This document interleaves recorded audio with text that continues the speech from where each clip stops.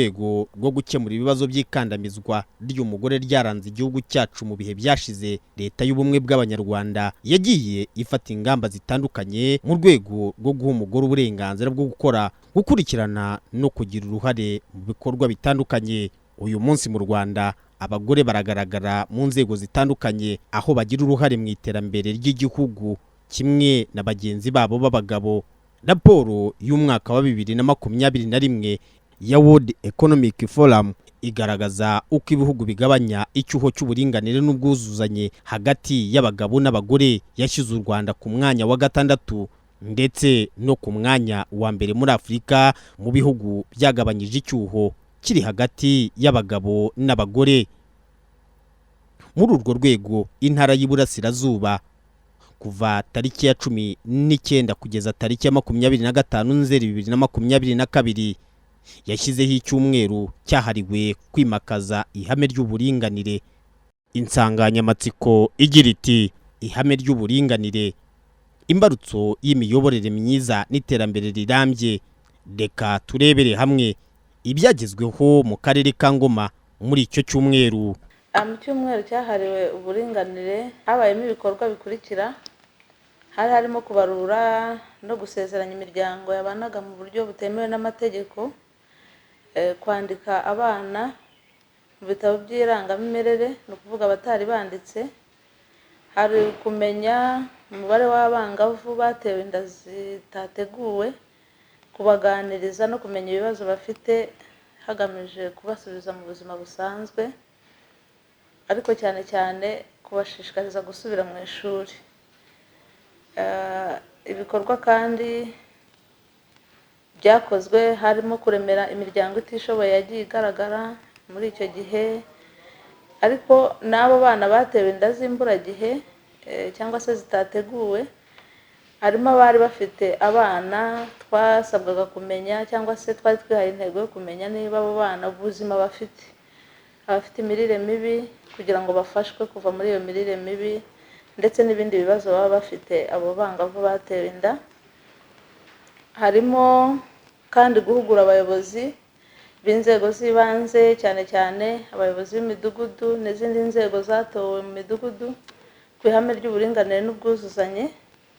Hari bariya abana babyaye inda zitateguwe, nabo bagiye baganirizwa ku burenganzira bwabo, ndetse bamwe muri bo bakagirwa inama ko bagomba no gutanga ibirego ku babahohoteye, ariko nanone n'imiryango yabo uburyo bwo kubakira nabo twarabaganirije, kuko hari ababona abana babo babyaye bakabatererana, kandi n'ibikorwa bizahoraho kugira ngo bajye babasha kwakira bariya abana kuko iyo batabakiriye mu muryango ubona bagira ibibazo bitandukanye.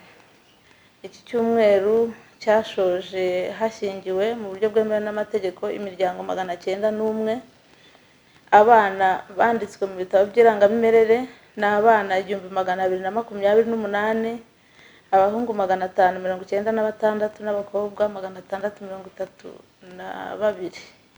Bamwe mu basezeranye mu buryo bwemewe n'amategeko barishimira ko mu masaziro yabo leta ibakoreye ibirori byo gushyingirwa, bakagira inama abakiri bato guharanira gushyingiranwa imbere y'amategeko, kuko bituma abashakanye bizerana mu buryo buhagije. Niho nemere 100% ko leta yacu ibyo ikora byose bikora 100%, noneho bibaye agashya kuba nanjye ngiye mu murongo w'abantu bagiye kuzabana mu kuri byemewe n'amategeko kandi dukundana.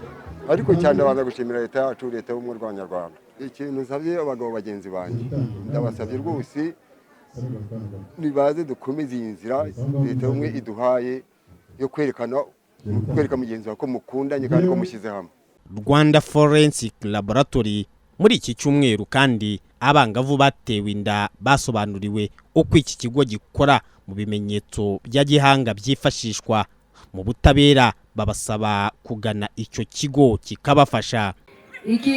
Ikigo cyacu gikora rero ku bantu batari basanzwe bakizi, dufata ibimenyetso ku mwana wavutse, tugafata ikimenyetso ku mubyeyi wabyaye umwana, tugafata ibimenyetso no ku mugabo bakeka ko wateye inda. icyo gihe ibimenyetso byacu birizewe 100% kuko ntabwo umuntu wabyaye umwana dushobora kumuyoberwa. Niyo mpamvu nshishikariza abana kutajya barindira ngo babyare, ahubwo igihe cyose umuntu yaguhohoteye guhera ako kanya icya mbere dukora wirinda gukaraba, ahubwo ukagana inzego za leta, haba RIB, haba ushobora kuvuga kuri polisi, ndetse niyo wabwira n'umuyobozi w'umudugudu abazi ko ari bugere. Bamwe mu bagore bo mu karere ka Ngoma bibumbiye muri koperative y'ubucukuzi bw'amabuye y'agaciro bamaze gusobanukirwa ko akazi kose nabo bagashoboye, kuko mbere bari bazi ko ari iby'umugabo gusa ujya mu mabuye y'agaciro. Imirimo isigari yacu, ibyo yari imyumvire y'abakera kuvuga ngo imirimo ni y'abagabo.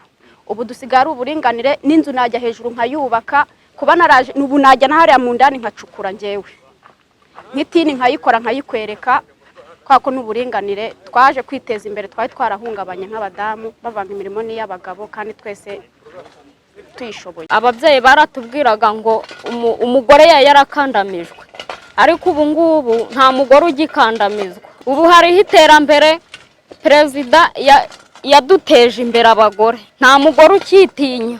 Ubu twarajijutse tuza gukora mu birombe, namaze kwitinyuka ndaza mpita njya mu kirombe. Ubwo nibwo nahise niteza imbere. Ubu mitiweli nyitangira ku gihe, ejo heza nyitangira ku gihe, ubu nta n'ikibazo mfite. Si mu mabuye y'agaciro gusa abagore mu iterambere bageze no mu burobyi, kuko nabo baratinyutse mu burobyi barakataje. Ubu umugabo niba ashotse mu cyuzi, nanjye mugore ntago nshobora kwisuzugura ngo mvuge ngo ndahama hejuru, nanjye namanuka nkamwereka ko twese turinganiye kuri ku mwuga umwe, tukamanukamo twese tugakora gahunda imwe. Ntago twisuzuguza ngo tuvuge ngo turajya hejuru ngo abagabo nibo bashokamo.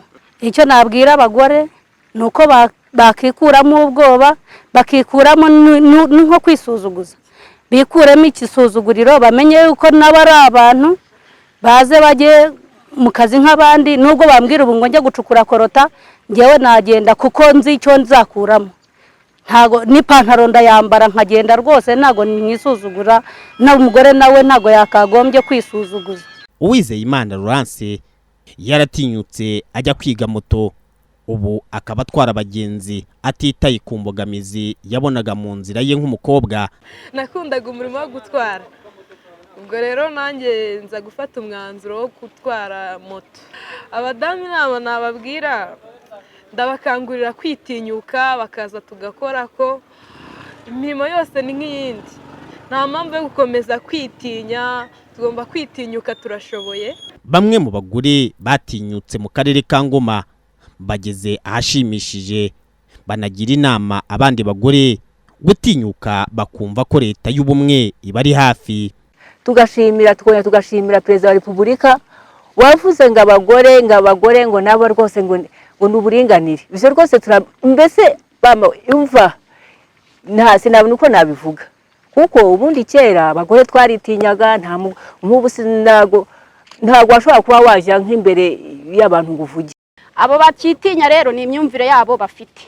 Izi saha mpagaze aha ngaha njye ubwanjye sinakifuza, ko nzi gukorera amafaranga, nkaza nkacukura nkacyura amafaranga, n'umwana wanjye akabaho neza, nanjye nkagenda nkagura umwenda nshaka nkawambara wose.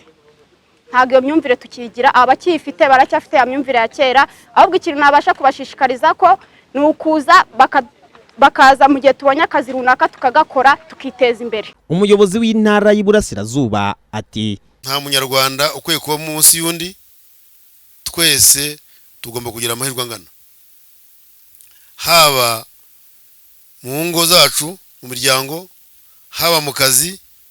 Mwabibonye n'imbere yacu abadepite muri 3 bari hano, 2 n'abadamu, mwabibonye. Meya ni umudamu. Ntaho rero abanyarwanda bahejwe, amahirwe angana, impano zawe ukazikoresha ku buryo rwose nta kwiye gucikanwa. muri rusange rero turashishikariza abaturage b'akarere ka Ngoma bose gukomeza kwimakaza ihame ry'uburinganire kuko twabonye ko ari ikintu cy'ingenzi mu buzima bwa buri munsi, kuko kumva ko wenda abagore cyangwa se n'abagabo badahabwa ijambo ku buryo bungana, badahabwa amahirwe angana, hari icyo bibangamiraho. Ikindi kandi twavugaho nuko n'ubuzima bwa buri munsi kandi buzadufasha gukomeza kureba koko ko bari abana bavuka bandikwa mu bitabo by'irangamimerere ko n'uburenganzira bwabo, hanyuma n'abantu bakabana bashyingiranywe kuko bigabanya amakimbirane yo mu miryango.